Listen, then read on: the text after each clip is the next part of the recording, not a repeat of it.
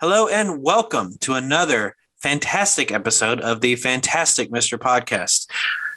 Today, with my good buddies Jake and Zack, we're going to be talking about the 1940s. So this is another, what do we call this thing? Movies of the decade? Movies by the decade. Movies by the decade, because it's going back in time. Our 20th and final episode of season 1. So this will be our big finale. That's going to be the same as our other episodes, format-wise. Nothing's going to change. So let's get ready to talk about the 40s.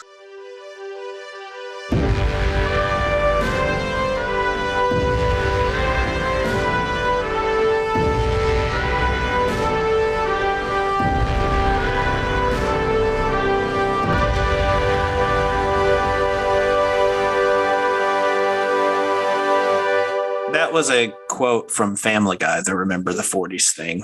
Oh. Yeah, you're welcome, by the way. What's the context of that? What's the context of that? Why did they say remember the 40s? Because the 40s? At the beginning of the episode, they're watching the show called Jag, which is about I think a Navy lawyer. But nobody's watching it except for old people. And so they look at the camera in the show and go, remember the 40s? And it's really funny. It's like, how's that hip doing there? Remember the 40s? Because only old people watch that show.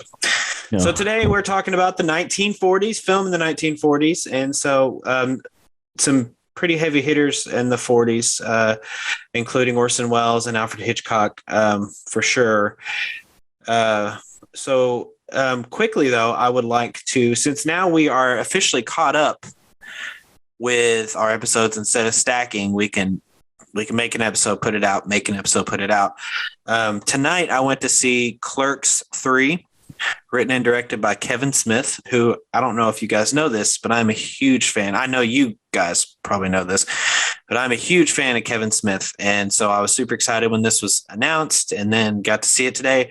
And let me tell you, I typically don't cry or feel emotion to where tears form in my eyes, but tonight, I totally did. And I'm okay with that. I am not ashamed because you have to know the Clerks universe and that whole universe with Kevin Smith for you to feel anything for it. Because right now, guys, you can't see us, but Zack and Jake don't care whatsoever about what I'm saying. I am pleasantly bemused. Okay. Pleasantly bemused. That sounds like an oxymoron. I heard one. That's awesome that I guess it gave you emotional reaction to the extent you're crying. I love it for you, buddy. Thanks. You guys are so sweet. I think I've had urges to cry before in movies, but I don't think I've ever had tears flowing down my face. I didn't say they were flowing down my face, Zach. I just said they formed. A singular tear. Yeah, there was no waterfalls or anything like that. Dang. Okay, then that's really emotional. More emotional. Than misty. You were just holding them back. I was trying, man, but it was hard. So from the trailers that I saw on it, it's essentially like the in-universe of those people making the first movie. Yeah, right. Pretty much. Yeah. So it's like the Disaster Artist, but about Clerks. Yeah. So basically, if anybody knows any Kevin Smith lore, he got his start on the first Clerks movie. He wanted to make a movie. He financed the movie himself by using credit cards and selling off comic book collections and stuff like that to be able to fund the movie. He made it, took it to Sundance, and it got picked up for distribution. Now he's a big filmmaker.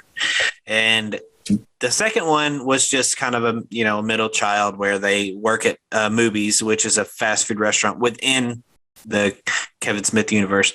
And then this one, they at the end of the last movie, Clerks 2, they end up buying the Quick Stop that they worked at before. After it had burned down, they fixed it up, and now that's what they're doing now when we see them.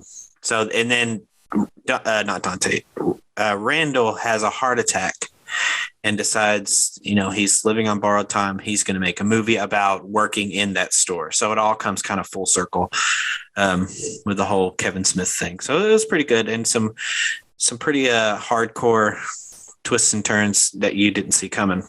So I would suggest if you haven't watched the first two, watch the first two and then watch Clerks 3 when you get a chance because it's some good stuff. All right. You said this was a special event. Well, it's a Fathom event. With Fathom events, they release like the classics on the big screen and the Studio Ghibli movies, and so it's only in theaters for 3 nights a week, kind of thing. So it's today, tomorrow, and Thursday, and I went tonight right before we recorded because I have a night class tomorrow, and Thursday is D&D night. So tonight was the only time I could do it. I considered canceling class for it tomorrow, but I canceled class last week, so. But what you're saying is he wasn't able to get distribution for this movie. I mean, I guess. I don't know. Well, I mean, he went through Lionsgate, and Lionsgate, is who helped him with Dogma when he released Dogma, because Miramax, who released all his films before Dogma, said, nope, we're not going to release Dogma, because if you know what Dogma's about, Disney was Miramax's parent company, believe it or not. And they were like, nope, we're not releasing that because it's all about, Catholicism and religion and blasphemy, blah, blah, blah, blah, blah. So Lionsgate helped them, and that's who, I don't know. I guess they either... It's just interesting that they've gone this route, I guess. I think that it's more like maybe he didn't want it in theaters for that long. I don't know what his thought process behind that was, because that is kind of weird that now that you mention it, is like, why wouldn't you want your movie in theaters for as long as possible? I don't know. Yeah, it just seems kind of strange to me. Yeah, I mean, if that's what he wants to do, then more power to him, I guess. As in streaming's what he's banking on. Maybe, or Blu-ray sales, because that's how. So they went through Lionsgate for the Jay and Silent Bob reboot movie, and so. Lionsgate, they sold a lot of those Blu-rays and DVDs for Jay and Silent Bob reboot. And so they were like, hey, come make another movie. So he did Clerks 3. Thought that was cool. Pretty interesting. So anyway, I saw Clerks 3 tonight. Okay. And that's my story, and I'm sticking to it. Golf claps all around. Thank you. And now I'm drinking a pina colada Trulies that I don't really like. Delicious. We had some, I think we tried the Sonic seltzers. Were they good? We tried the Sonic seltzers that they've put out. Yeah. Those are trash. Sonic, you should be ashamed of yourself. Seltzers are disgusting. Typically Ocean water, anyway. My ass. That was awful. Seltzers are typically disgusting anyway, like the bubblies, because it's just like a bunch of soda water, like carbonated water with a little bit of flavor. It's like the whole reason you go to Sonic is to get just sugar water and diabetes, and these seltzers took everything joyful out of that. It was except for the alcohol. My day was ruined, and my disappointment was immeasurable. Your day was ruined. Well, I'm so sorry that happened to you, Jake. Yeah, I got to see yours is much tonight, better. I like your truly though. It's good. Okay, you guys want to talk about the 1940s? Yeah, let's go back in time. Okay, so the 1940s was kind of we got through the 30s. That's when sound was introduced, like right at the end of the 20s, basically the 30s. And now we're kind of finding our footing in the 40s. 1939 was when The Wizard of Oz came out, huge movie. And then we hit 1940s and some, bigger, like we got Alfred Hitchcock, Orson Welles, some other big names in movies. So what do you guys, let's start with you guys and see what y'all want to talk about with the movies in the 1940s. Let's start with Zach, since I apparently have to tell you guys are acting like my students. Well, I did a little more research after my the delay or something. Oh, that's what it is. What's going on? I'm so confused. Okay, there's a delay apparently, Jake. So I'm not at my house. I'm at a friend's house sitting, but her internet is better than mine, but not that much better. Like it's I don't remember the delays at your place, to be honest. Yeah, I don't remember delay at your place. Yeah, delays. There were no delays. It would just freeze. like you knew it was frozen. So we could still hear you, though. I mean, that was the thing. Oh, well, that's cool. Yeah. I didn't know that. Yeah, we could hear you. I would have kept talking. Okay. All right, start over again. Yeah, let's just start back at you, Jake, when you were saying you did a little more research and blah, blah, blah, blah, blah. It's because I don't need to say everything else I said before, right? Yeah. So for this decade, I decided to do just a little bit more research, a moderately tiny bit more amount of research than my last time, because last time I did no research whatsoever.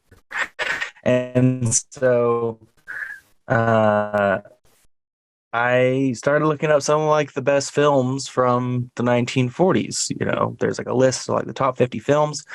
And then I just perused through those that seemed interesting.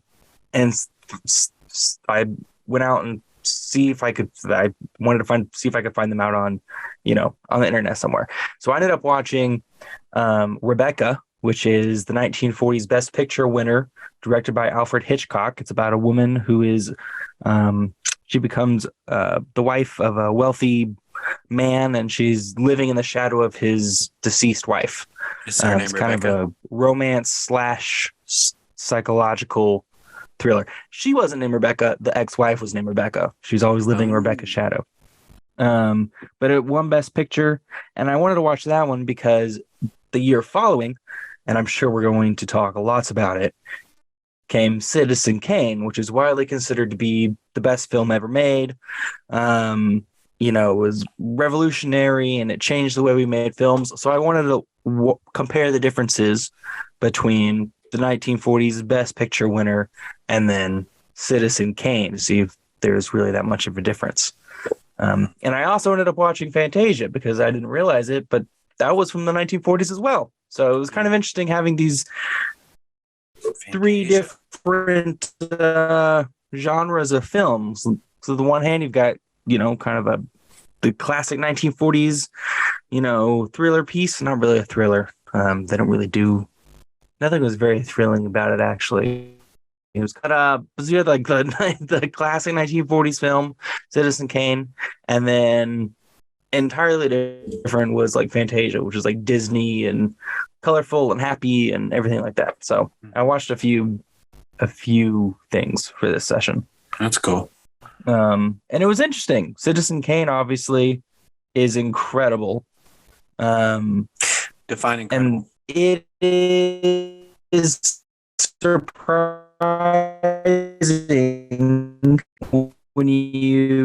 if you're not expecting it, because you expect to kind of like, if you've watched earlier films, and how I felt when I watched Rebecca, I felt like it could have been shortened. I felt like Rebecca could have been cut in half and it still could have been just as good. Kind of putting up this love, very sharp. And I imagine at the time that was like pretty incredible for the audiences, especially if they were used to kind of these talk and not show type movies, where his movie was definitely show, don't tell, I read that some people had walked out of the theater in the middle of the movie of Citizen Kane just because of the bizarreness of some aspects. But then again, I don't know how common walking out of theaters was back in the day, because I thought it was more of a luxury than anything. Anyone could just afford to go to the theater, to the cinema. Well, I certainly know that William Hearst, who was kind of the owner of, Hearst is a media company still today. They're one of the largest ones today. And they own local TV news stations. Yeah. William Hearst, the owner, certainly didn't like Citizen Kane and actually wrote about him a ton in his papers, which ironically was kind of what Citizen Kane was giving some commentary on, because he was this kind of enigmatic, narcissistic newspaper tycoon who wrote his own news and created the stories. And that's how his character came to fame. So it was kind of funny, the parallelism between this character and the real life. That's funny. Well, I think Orson Welles claimed that it wasn't about, was William Randolph Hearst, right? William Randolph Hearst, yes. Randolph, I'm sorry, thank you. he claimed that it wasn't about him, but yeah, there were very like striking similarities to everything about the two, which I thought was kind of funny. But it was interesting just comparing the differences of the film, because on the one hand, I think Rosebud was like 2.5 hours long, and it felt like it. Whereas Citizen Kane, I don't remember exactly how long it was, but it was over before I felt it again. I could have watched more of it. What year was that movie, Citizen Kane? Citizen Kane was 1941. 41. Okay. And that was Orson Welles. Actually, it's Orson Welles' first picture. He was 25. Yeah. Wow. Orson Welles. That's what kicked off his career. Yeah, he got pretty lucky when it came to them just kind of this young filmmaker, and they're like, here, take our money, do whatever you want.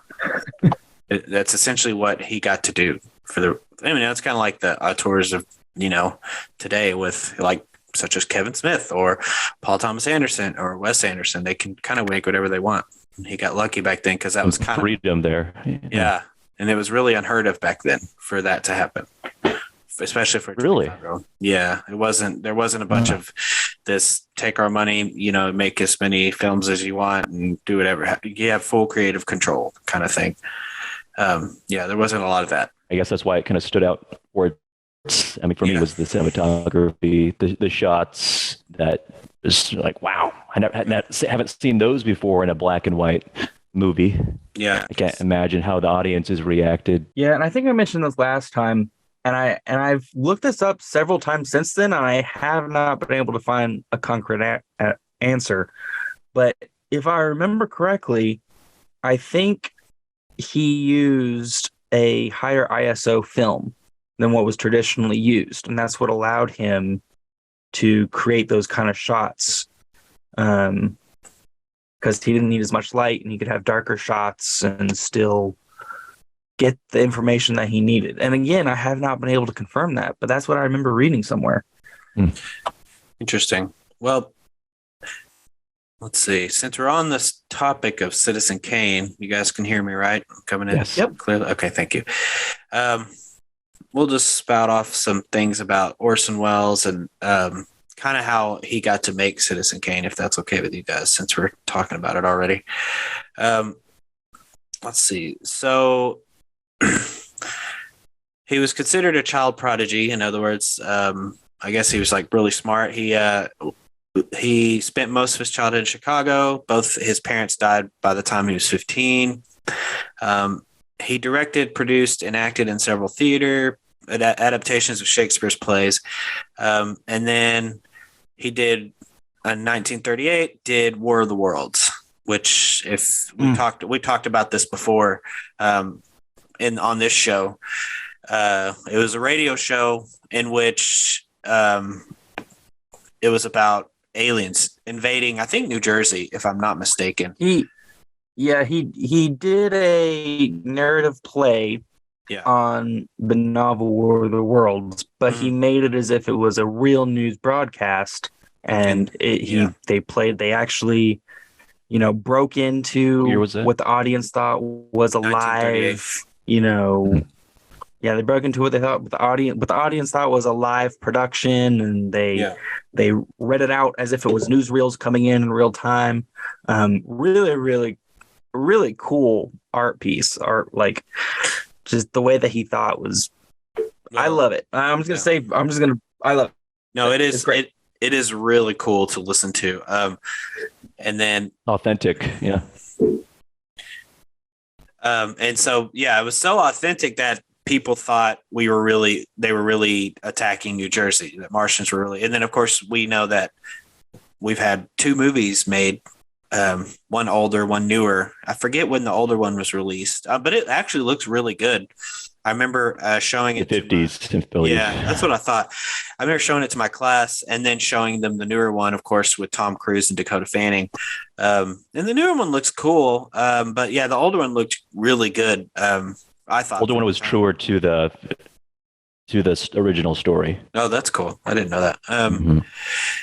let's see. Yeah, it was so, and then Wells had to issue a public apology the next morning because people were so scared they thought New Jersey had been attacked by aliens. It's like, if they're going to attack, they're not going to attack. It was the Germans. Yeah, maybe. Yeah, and then that's kind of what got Orson Welles into the spotlight, was that show, because he was able to make it sound so real and authentic. So RKO Pictures, which offered Welles complete creative freedom. In addition to his salary, Welles received 25% of the film's gross earnings, which, we don't see that very often. Even now, like the only person I know of now that really does that is Robert Downey Jr., or at least he did when he was part of the Marvel Cinematic Universe. So yeah, we don't see a lot of directors and actors, getting part of the earnings of movies. Not all the time anyway, but back then it was really unheard of. So, so the original title, Citizen Kane, was American. So he began working on American, which is the original title. The film is based in part on the life of wealthy newspaper tycoon William Randolph Hearst, who, let's see, he practiced yellow journalism, which, if you know what that is, it's where he kind of, what's it called? What's the word? Sensationalized. It's sensationalism. Yeah, he sensationalizes everything. And then Hearst had banned any word of the film from his papers. It was not advertised. People didn't know it was even playing. And he even offered RKO to destroy all the prints equal to the production cost. So that was God. Imagine if they had agreed to that. I mean, yeah, we wouldn't have Citizen Kane, or at least I don't think we would. I mean, that if they had agreed to that and destroyed everything, how far back do you think that would have set the film industry? I don't know. That's a good question. I don't think that far back, but it's possible that, Orson Welles just does it again. Yeah, with a different project. Yeah, with a different project, and just calls it something else and just does it again. I mean, that's what I would think would happen. Maybe. That's true. But I mean, yeah, it could be a few more years since we got Citizen Kane. Maybe in the 50s we wouldn't get it till then. But let's see. And then later Hearst developed an all-out attack on the film in his papers. So he attacked the film through his papers, which makes sense because he was pissed. The film was received well by the critics and the press, but failed at the box office because nobody knew it was playing, I assume, right? Because it wasn't in any of the papers. But over time, people recognized the greatness, and around the 60s, it started to become known as the best film ever made. And it's still American Film Institute's number one film. I actually need to look that up because the research I'm looking at could be kind of old, but I bet that's still true, at least in the top 5. But I would think it's still number 1, right? What's interesting to me about the 1940s is it just felt like Citizen Kane being an example. There was just so much going on at the time. Like you mentioned, that it was really getting on its feet, and you're so right, because at the same time as like Citizen Kane and these like film noirs, there was also like the popularization of Technicolor film, and also like a whole bunch of comedies going on at the same time. It really feels like the 40s are when film genres exploded. Yeah. Yeah, because the 30s was like, we had just gotten sound, and so we're getting a lot of, dramas and musicals mostly. And so we were kind of able to branch out a little more in the 40s and create other things. And it's all in, most of it's in color because, at that time we started having some color, at least with The Wizard of Oz, and started experimenting with that. But of course, we know Citizen Kane is in black and white. That's all I got about. Well, that's not all I got. Yeah, the 40s there were a lot of musicals. Like I watch every year Holiday Inn, which is a 1942 film with Bing Crosby, Fred Astaire, and a bunch of other famous actors and / singers at the time. And it was interesting. A lot of artists, such as Bing Crosby, one of the I guess, golden age crooners who kind of inspired the likes of Frank Sinatra and many other singers in the future. I mean, he was also an actor in many films, and Holiday Inn is now a Christmas themed movie for the most part, and many people kind of confuse it for White Christmas, since they have kind of similar plot lines to a degree, even though White Christmas is made in the 50s, I believe. But I thought it was interesting how there's a prevalence of musicals, whereas these days they're not as common. It's also interesting. Speaking of Christmas films, some other classic Christmas films came out of the 1940s as well. It's a Wonderful Life came out in the 40s. Jimmy Stewart. 1946. Good and movie. then The Miracle on 34th Street. I almost said 31st Street. Miracle The Miracle on 34th Street on Elm Street. Well. Yeah, I've only seen that one. Both of those once. are considered classics. I've never seen Miracle on 4th Street, but I have seen Absolutely. It's a Wonderful Life.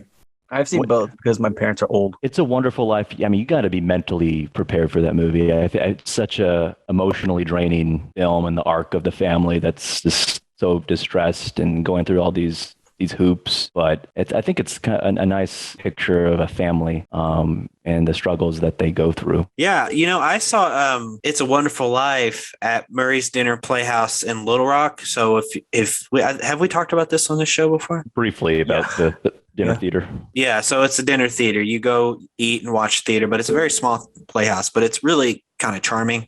But they did a version of It's a Wonderful Life, but it was like a radio show. So it's kind of like we're sitting there watching a radio show, because they were holding their scripts, and it was a little confusing at first because I'd never seen anything like that. But then I was like, oh, so we're watching the radio show as it's going on, because, they're making the sound effects in front of us, and they're holding their scripts like they're on a radio show. It was really cool. Once I understood kind of what was going on, because that's the first time I had ever been there. So I didn't know anybody really did stuff like that. But It's a Wonderful Life. The guy sounded like Jimmy Stewart, He's Interesting. He sounded a lot like him. It was going really for that. Yeah, he was. I was like, you don't have to sound like Jimmy Stewart just because he played the role in the movie, but whatever. So that's what the choice they went with. But it was really cool. The food was just okay, but the show was a lot better than the food. That's for sure.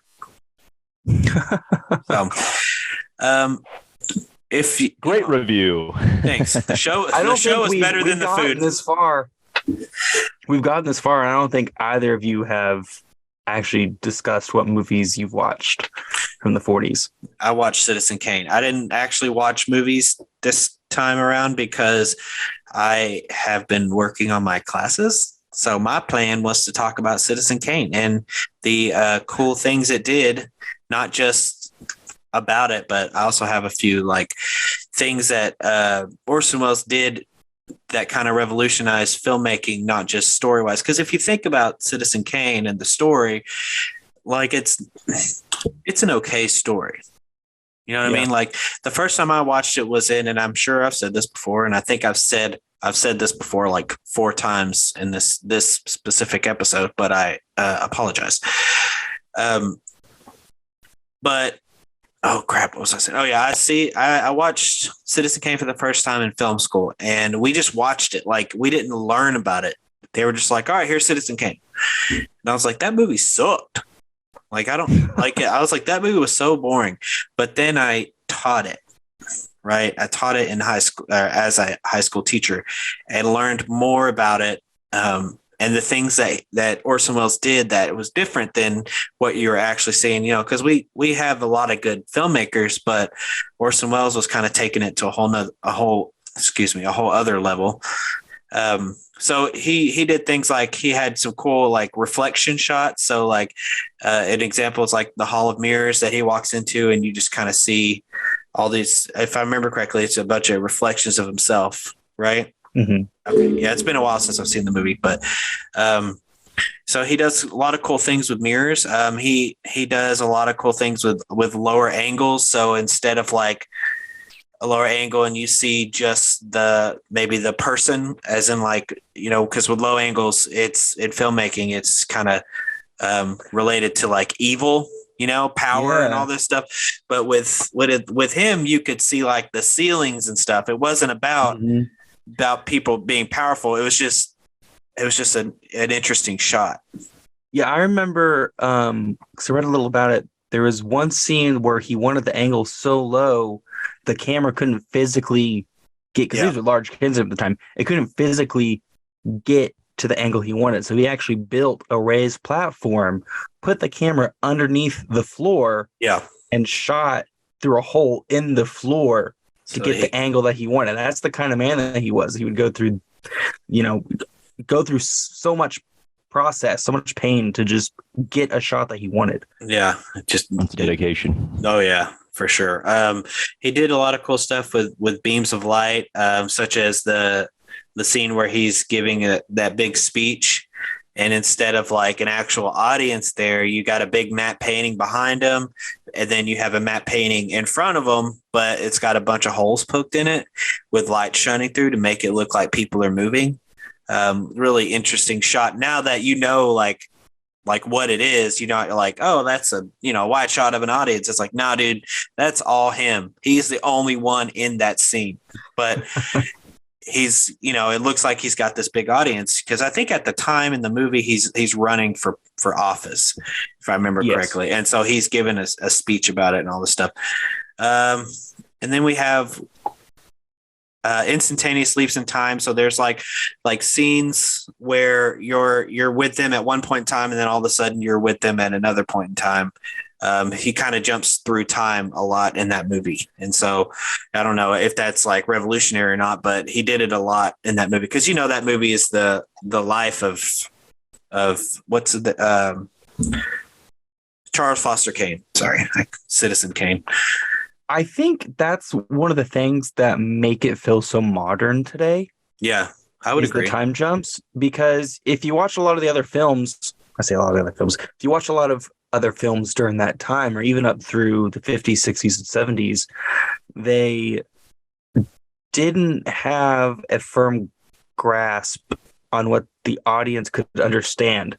Yeah. So like if they went somewhere, if someone walked into a building, they showed the person walking into the building. They actually changed scenes by having someone physically, go to a new location, having a car drive away, and then the next shot having a car drive up.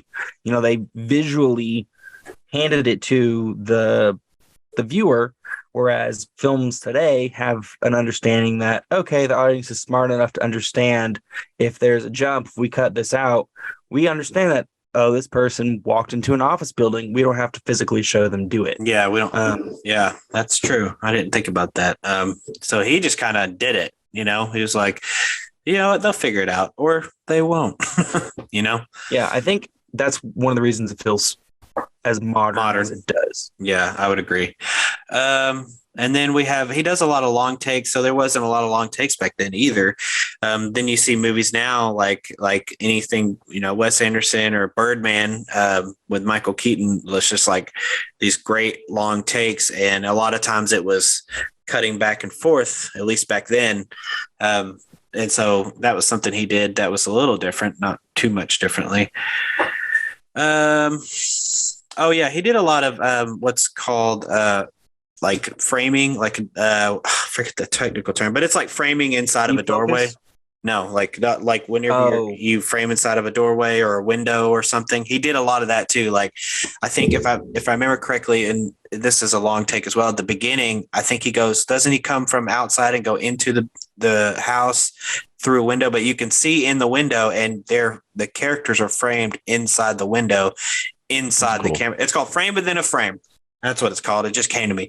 So you have the camera frame, and then you have like, say, a doorway that someone's standing in. So they're being framed within a frame. And so he did a lot of that, which is pretty cool. Like it's not super, I don't know if it's revolutionary or anything, but it is a neat trick. Like it's a neat, if you can find it. A cool perspective. Yeah, I would agree. I would totally agree. And then you mentioned deep focus, a lot of deep focus photography. So instead of just seeing, like right now, I'm looking at Jake and his background is blurred, but with Zack, if his light was turned on, I could see everything behind him because it's all in focus, which is what that was one of the really cool things about that movie was like they would be standing at like the front of the newsroom, and then someone would come out of an office all the way in the back, and you can see it completely in focus. Well, in addition to that, he also did a good job in creating layers in that deep focus. Yeah, totally. First scenes he did that when he's playing outside in the snow, and I believe that's one of the shots where he actually passes through a window. Again, he starts outside, comes backwards in through a window to the conversation happening indoors, while the child Kane is being framed within a frame, but he's got the child outside this door, this room, and then an additional foreground object. So even within that deep focus, he had these planes of interest. Oh yeah, totally. That made sure you were fine looking at that image because there are things for your eyes to search around for and find. Yeah, and it wasn't just like, here's deep focus photography. It's like, here's deep focus photography, but we got stuff in the frame too. And you can see it all. Like it wasn't just him just doing a wide shot, or not a wide shot, but like a long shot or anything. It was kind of the mise en scène was very like on point for Citizen Kane, I would think. So, okay. That's all I got on that. What else do you guys want to talk about? I'll talk about the movie I saw briefly. Yeah, so Notorious is made in 1946, and it stars Cary Grant, who is arguably one of the greatest actors of the, I guess, perhaps 30s through the, I guess, maybe early 60s. He's known for mini films, North by Northwest, Philadelphia Story, and the one I saw, directed by Alfred Hitchcock, Notorious. And it's about, it's kind of an interesting spy / love story premise. Essentially, there's an American spy played by Cary Grant, and he enlists the help of the daughter of a German Nazi-tied scientist who tries to find out what's going on in this organization in Brazil that consists of Nazis that had escaped Germany. So it's 1946, a year after the war ended. So it goes into the kind of the whole spy aspect of this woman, played by Ingrid Bergman, and her interactions with this prominent Nazi scientist, and trying to fall in love with him to gain his trust so that she could navigate further into learning more about this organization for Cary Grant's character, who's with the U.S. government.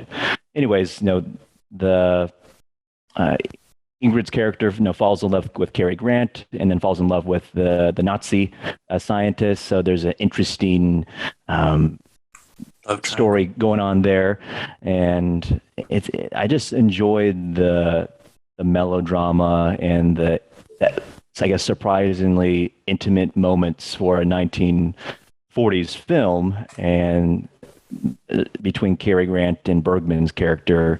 At times, they show the close-ups of them kissing and pecking on the cheek. I mean, it creates this sense of steaminess in a way that I've never seen in movies before 1946 or post 1946. So I would feel for the audience back then, I bet they were like looking at each other, husbands looking at their wives looking at their husbands, and vice versa. Just wow, this is kind of steamy for this time and era. What is this movie called? Again, I'm sorry. Notorious. Oh, yes. Alfred Hitchcock. And it's on YouTube, Tubi, a number of other platforms. Tubi has the uncut version. I think it's like around 144, so it wasn't too long. But one thing that stood out for me was one of the establishing shots where you see a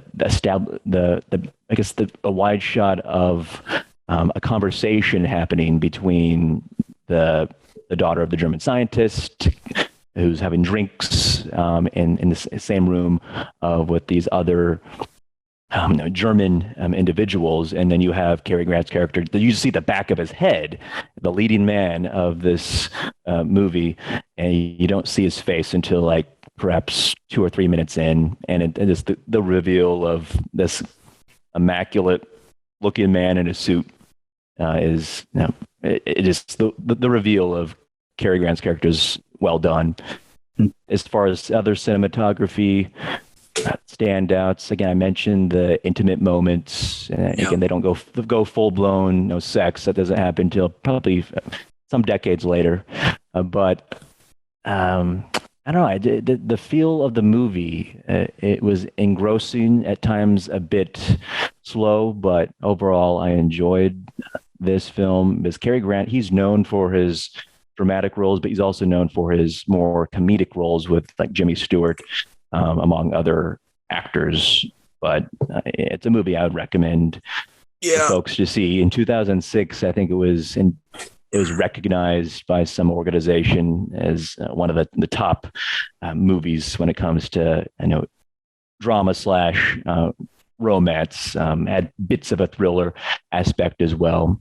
And I like a lot of the movies from this time too, because they have ties to real world events, or loose ties to real world events, like such as World War II. I mean, they were even making during the 1940s movies about the war. Like the Bataan Death March, I think, was one of the movies. Yeah, they also did. It's got to be tough, I would imagine, for these companies to make movies during a time when war is already happening. But then again, I could kind of see these movies serving as a way to help bring in more war bonds and funding for the Americans and their ongoing efforts to fund and fight the Second World War. So I understand it from that point. But anyways, Notorious, it's 1946, Cary Grant, Alfred Hitchcock film. It's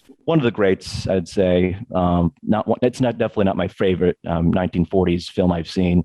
I remember growing up going to Hollywood Video. I didn't go to Blockbuster often because Hollywood Video is the big one where I grew up, and picking up those scary films, I guess horror movies from back in the day. Many of them made in the 30s, but like The Wolfman was it was, I think, 1940 something for sure. Yeah, that was a big, I think at the time, become a strange for the audience movie to kind of process this hairy beast, this guy that turns into this Wolfman during the evening hours. And then turns back to normal after at that. Yeah. And that was one of my favorite, scary films in quotations. Full disclosure, I've never seen The Wolfman, Frankenstein, The Blob, or any of those type movies. I need to watch them. I own Wolfman on Blu-ray as well as Frankenstein. I own a few of those scary movies. They're disturbing. I mean, in a weird way. I'd say in Frankenstein, which is, if you're talking about the one from 1930, 1931, Boris Karloff, he's like the main guy that's known as playing Frankenstein's monster. Yeah. Gonna make the difference, folks. Frankenstein is the scientist. Frankenstein's monster is the monster. We know. That people get confused for some odd reason. Anyways, I mean, you feel for the character of Frankenstein's monster and this guy that he was probably once obviously a human, and I don't know what level in society he was, but I mean, through that movie, you could feel for this character that was brought back to life through torment, and his interactions with society, and eventually gets killed. Yeah, in a gruesome way. I bet that was kind of weird for the audiences back in the day, because Frankenstein's monster is a monster. It's kind of like the anti-hero, where like people are like, oh my God, I'm supposed to not like this character, but I'm kind of rooting for this character. Am I correct in that? Yeah, absolutely. I mean, that's what I felt at first. I mean, he's committing violent acts. I mean, he drowns a little girl after Right. playing with her, and then But- that results in the town coming together to try to kill him. Yeah. kill him, and Yeah. they are successful. So that's interesting to think about because, if that came out in early 1930s, that's kind of when film was, and I know we're not talking about the 30s, but it's just interesting to think about like where, a lot of films I don't think were very had endings like that. There was a lot of happy endings and stuff like that. I mean, I could be wrong, and it's very possible. I haven't seen every movie ever made, but the movies that I have seen, it's like they're all happy-go-lucky after the fact. But early 30s when sound was kind of in its infancy, it's like they probably, I would think they would be like a little confused about like who am I supposed to be rooting for in this situation. That's interesting to think about like back then and how movies are supposed to be as opposed to what some of them got. It's the same with Citizen Kane, And Notorious ends in a similar way with the happy and negative ending, because you have the daughter of the German scientist getting poisoned and then gets rescued by the Cary Grant's U.S. spy character, and then you have the German scientists being told to come back into the mansion and saying, "Oh, because the Germans will do anything that they need to ensure that their plans are covered up." So it's insinuated by saying, "We need you back in the house," that he's going to get killed. And meanwhile, Cary Grant and the person that he was taking care of and fell in love with, it's assumed that she eventually gets better and they have a prosperous, happy life together. So it's for the so-called villain, it's not so good, but for the for the other side, it's like, oh, fantastic, they get to go on with their life. But I gotta tell you. At the end, I don't know. Did Citizen Kane have a big the end slate? I don't remember, but a lot of movies back in the 40s and 30s and probably even the 50s had the symphonic music, the dramatic music with the end, and then hardly any credits. I always found that kind of interesting. Yeah, I like the transition between. We get the credits, all the credits and the music at the beginning, then the movie starts, and at the end we just get nothing except for the end. And then it's, gets to a point where now we don't even get credits at the beginning. We do get credits, but it's over, what's going on in the story. And then we get all the credits. And I think part of that might be because film crews are so much bigger now because it takes so much more money to make a movie that they need all these different positions. And back then, I'm sure film crews weren't nearly as big as they are now. So it's like, it's easy to stick credits at the beginning, waste a good 5 minutes just on credits. Whereas if we tried to do it now, it would probably take, how long does it in credit take? Usually like 10, 15 minutes. Like 15. Yeah, 15 minutes. exactly. But also the opening credits were a way of easing the audience into the kind of film that it was going to be, because music is such a motivator, so paired with, the types of images that they put on screen and the type of music that's playing, audience can get a feel of whether this is going to be a happy-go-lucky film or a that's true film or a cowboy film or a,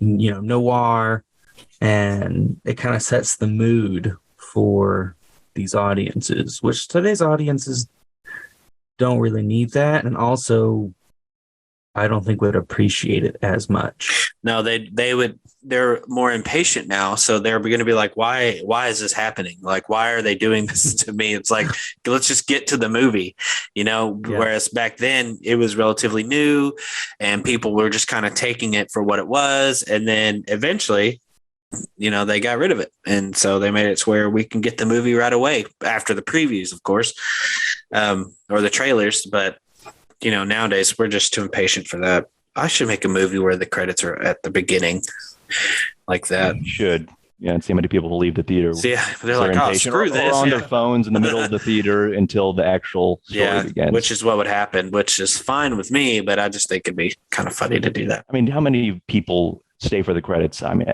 in movies these days, I do, depending on what I just saw do, and much to my digesting wife's everything. chagrin. Yeah. Well, yeah, with Marvel's kind of set the standard, their standard with these post-credit scenes. Not a lot of people do it now, but That's only incentive. yeah, yeah, exactly. And so, like with Clerks 3, I just watched, and there's a post-credit like behind the scenes featurette, and so that was really cool because you definitely don't see that. But I think that's a little bit of Kevin Smith's own ego, because though I love his movies, he loves to talk, and he talks about himself, right? So he's like, let's stick a behind the scenes thing at the end of that. It's like not anything we can't get on the DVD or the Blu-ray, but no, we're going to put it at the end of this movie, which I stayed and watched the whole thing. It was really cool to see. But so, yeah. I wanted to mention one more thing about Notorious. I don't know if it's something that other movies of the time did, but I noticed in many scenes, like they'd be sitting at a restaurant in Rio in Brazil or in Madrid in Spain. And it looks like in the background, it might be stock footage of people walking about and then they're like on a set with a select number of actors and maybe on one other table with real actors there as well. Are you guys familiar with why they might do that, or it was a common? Yeah, that was pretty common. Strategy? It's just projection. So what they do is they would go out on location or whatever they wanted and film their background and get a clean plate. And then what they would do is they would get a big sheet, a big sheet, put the projector behind it, and then project it onto the projector screen from behind the actors. And so that's how they would. And they did that for a lot of stuff. They did that for car rides. They did it for car rides it's way more locations. noticeable. Yeah, it was a pretty common trick for the time. I feel like audiences probably didn't care very much. I don't know. I can't speak for them, but especially if it's in black and white, it's harder to be bothered by it. But it's just something that popped out to me. I mean, it's not like they were trying to interact with what was going on in the background. They were focused on their conversations with one another. But that's an interesting fact. You're an interesting fact. I'm trying to think of a film. There's a film with Tom Cruise in it. I believe it's Tom Cruise. And Tom Cruise refused to like come over to America. He was like in England or something. He was like on his vacation home, and he refused to come over to America. And so they did the projection trick with Tom Cruise over in England, during modern times. And it looks ridiculous. They just put him on a treadmill and put the projection up behind him, and it looks kind of ridiculous. I'm going to see if I can Sounds find like Tom film Cruise. that was, because it's kind of funny. Yeah. That just goes to show that they still do that today. That's interesting. So earlier we were Zach, you mentioned how movies kind of helped the war effort back then, and I was actually reading before we started recording about that whole thing and how they actually formed in 1942 the Office of War Information, and it served as like an important propaganda agency during World War II. So they would get with the film industry to record the nation's wartime activities and stuff, so that it could help fund the war effort. So people a lot of these reels, I would imagine, would appear before movies. Yeah, exactly. And we see that in movies sometimes, especially movies about that time period, and about the war, and how when people are in movie theaters, it's about we see the animated come eat our concessions, and then we see the short film about you need to enlist, or this is what's going on, and that kind of thing. So I thought that was pretty interesting. It makes sense. I mean, that was when World War II happened. I just saw that in my research and thought that was pretty cool. 1942 though, that was a year after Pearl Harbor, I think. When they World War established II that. had such an effect on films at that time as well. Like, I feel like film noir, I'm not going to say it's Correct. probably not the direct correlation from it, but I feel like World War II had a heavy hand in how film noir evolved in the 1940s. Like, Okay. the somber, pessimistic feel at that time. And you notice a lot of the movies at the time, Zach, you mentioned it yourself, was full of like double-crossing villains and women, that are not who they say and things like that. That's film noir for you. Yeah, exactly. And it's just like a manifestation. I feel like it was just like the manifestation of what America felt at the time.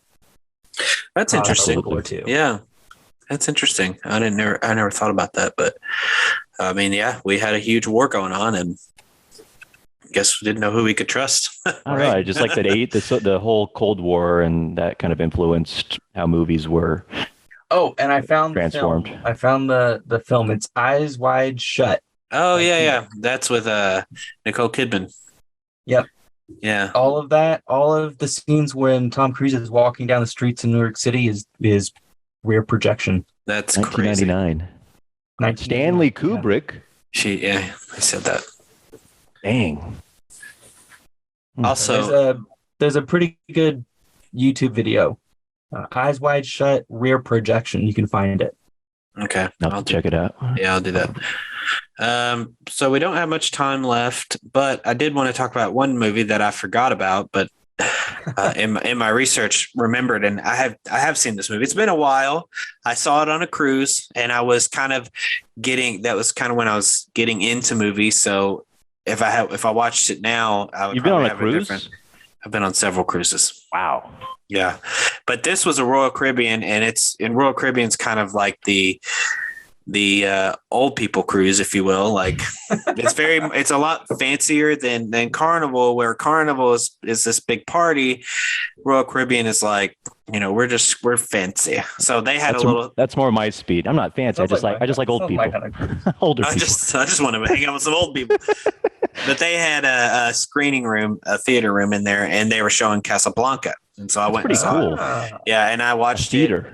Yeah, it was really neat because Carnival doesn't even have that. I mean, they have like the Lido deck, which is like the big deck where everybody goes and parties and there's like pools and stuff, but they also have a huge screen that you can watch films like on the top of the ship, and it's really cool. I usually go up there and watch like films every time. So I saw Moana on a cruise ship. I saw the SpongeBob out of the water movie on a cruise ship. Like a lot of cool movies. The live action ocean themed film. Yeah, I was gonna say live action Cinderella I saw in a cruise ship, and I also saw San Andreas on a cruise ship, which is funny. Titanic. Yeah, well, here's the thing about San Andreas. If you've ever seen San Andreas, it's basically, the San Andreas fault line, whatever, earthquake, and then a huge tidal wave, and it's a disaster movie. But in the movie, a cruise ship washes up into the city and like crashes, and everybody on the deck just started laughing because we were on a cruise ship at the time. It was very, very ironic. But yeah, the Casablanca came out 1942. I'm reading here. It told about a disillusioned nightclub owner, Humphrey Bogart, and a former lover, Ingrid Bergman. Isn't that who you mentioned earlier? Yes. Yeah. Separated by World War II in Paris, with a limited release date in late 1942 and wider release in 1943. The Resident film was a timeless, beloved black and white work originally based on an unproduced play entitled Everybody Comes to Rick. So it was a really cool movie. My nieces went with me and they both fell asleep. It's like that. Like, I don't know why you came, because it's a black and white movie. One thing that my students complained about when I was teaching high school was, is it in black and white? I'm like, yes. And they're like, I don't want to. That they end up liking it like almost every time. They end up loving the movie. So I'm like, just wait.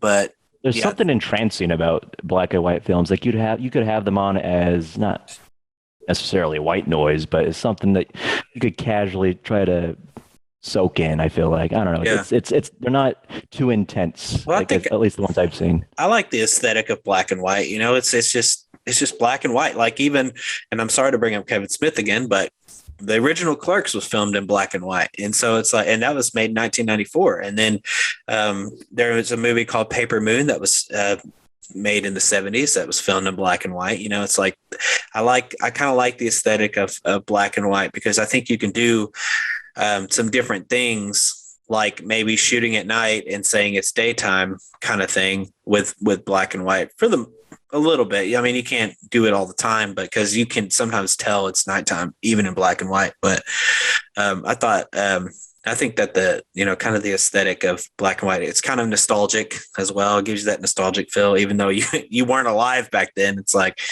it's these older things that, you know, have so much value to them, and they're all in black and white. Makes you feel a certain emotion for it, I think. Yeah. And, Well put. Thanks. I'm excited for Oppenheimer. Speaking of black and white films, I feel like Christopher Nolan's, he knows what he's doing, and he's like tapping into that, because it's a historical piece about the biography. There's a biographical film about Robert Oppenheimer, who was the physicist credited to creating the nuclear bomb. And he also leaked what the American scientists were doing to the Russians. Yeah. So using that black and white to kind of manipulate people into feeling that vintage aspect. Anyway, that's just another black and white film I'm excited for. Sorry, I had to get up for a second. I heard my dog lunge at another dog, so I had to go. I'm house sitting for a friend right now, but she also has like 4 dogs, and then I brought my dog on top of that. So it's a lot of children. Yeah, well, it's 4 dogs, 3 fish, 3 cats, 6 chickens. 6 chickens. You have to feed the chickens too? I have to feed the chickens and the fish, and I have to feed everything. Wow. So, but I also have to collect the eggs for the chickens. You're a regular farmhand, I guess. So she's paying me though, so I'm okay with it. And I don't have to, you know, I live with my brother right now, and so I don't have to deal with that for now. So I can just kind of hang out here and kind of do my own thing. So anyway, didn't mean to go off on a tangent there. So you guys got anything else to say about the 1940s? I will say this. I love Alfred Hitchcock. That's all. If you ever watch Alfred Hitchcock Presents, great show. It's kind of like The Twilight Zone, where it's different. It's like an anthology series where it's every episode's different, and like supernatural things happen and all this stuff. So it's pretty cool. I can't wait till we get to, I think it's 1950s, where we can talk about Rear Window. I freaking love that movie. So anyway, sorry. I know we talked. I'm just mentioning because we talked about it earlier. Something to look forward to. Exactly. Yeah. Again, I'll just say my last thoughts about the 40s. Again, I'm a big fan of black and white films just in general, and Cary Grant's one of my favorite actors of, I guess, the 40s, 50s, and early 60s. It makes me, having watched Notorious, it makes me want to watch more Alfred Hitchcock films and just films of the 40s of the decade in general. So I'm hoping to do some binging of 40s movies here soon. You won't do it. All right, cool. Like I've got a whole list from this. Yeah, me too. Of films I need to watch. So. All right. Well, great. That was our final episode of season 1, and season 2 will release sometime in the future. Definitely. So thank you for listening to us ramble about the 1940s. You can hit us up on Facebook, Instagram, Twitter, and YouTube. Tell us, anything you like, anything you don't like. If you have ideas for shows, please let us know. And you can also check us out on Spotify, Amazon Music, Google, whatever. What is it called? Amazon, not and Apple Podcast, Google Podcasts, and Apple Podcasts, stuff like that. So please listen to us. If you want to leave us a review, say on Apple Podcasts or whatever, we would love that. Even if it's good or bad, hopefully good. And Jake's giving me a weird look right now, so I'm gonna end the episode, the final episode of season 1. Thank you so much for listening. We'll see you next time.